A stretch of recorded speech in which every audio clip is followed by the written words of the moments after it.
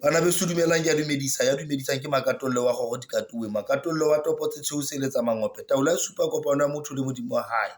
makatollo o gata tsela mo le siko teng o tlosa lefifi bathong ba pese ka ganya thotlo o kene ka haro batho ho motho ya qalang ho shebella subscriber mono o sharela batho ba bang ho motho ya qalang ho shebella re tlo bua ka a universal key of life ka jeno bana beso ke loko e tjena e Phoka a etsetsang batho ba hlokang ho bula dintho tse itseng maphelong a bona le ho kwala dintho tse itseng maphelong a bona. So kia ena ke nana hore hona jwale e tholahala ho Phoka fela hona motho a tla ba o fe yona kia ena ke kia ye fuweng matla a ho controller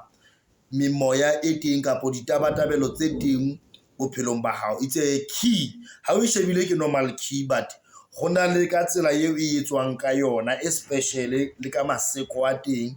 hore kia ena e kgone ho tlisa bophelong ba hao e kgone ho tlisa dikatleho bophelong ba hao e kgone ho kwala menyako ya dira bophelong ba hao. Motho ya hlokang kia ena ke motho ya reng Phoka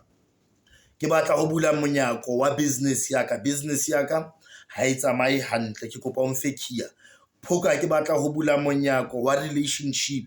ya ka ha e tsamaye hantle. Phoka taba ya ka ya sekolo ha e tsamaye hantle ke apply dintho ha di tsamaye hantle dintho di kwaleile Phoka ha ona ntho ye lokang bophelong ba ka. So ke hloka ho bula monyako badimo ba ka ha ke kgone ho bua ke batla ho thoha sa Phoka bata ke kgone ho thola tsela. So ke kopa o mfe kia ke lo bula monyako o tla nyetsang hore ke connect le badimo ba ka. Phoka ke kopa o mfe kia ke lo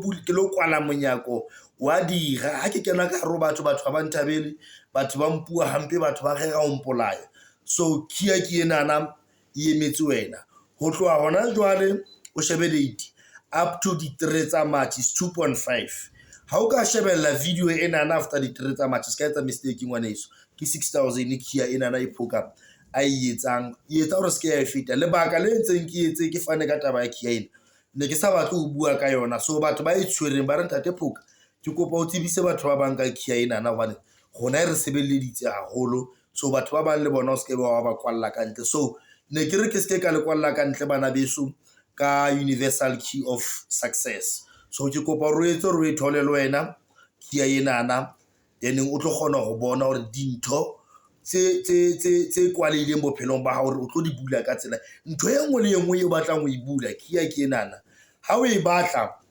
kia enana 3 days before then after 3 days ke e senda kia enana e tle ho wena hobane gona le dintho tse etsuwang tse o ileng sephiri tse etswang ho sona. Then ha o tlo tla ho nna o batla ho itatela yona o le motho wa haufi le nna wa tla ho nna then in 2 days then khona o tholang kia enana ho etswe maseko ano a teng a tlamehang hore a etsuwe o fumane kia. Ha o so e fumane ke kia o tlo e kenyang key holding ya hao then e dule ho wena normally then ntse ngata tsa dintho o tla di thola ha o ka mfounela ha o e batla. Ke a leboha bana beso 0682134374 ska lebala ho subscribe. Ke a leboha bana beso amen.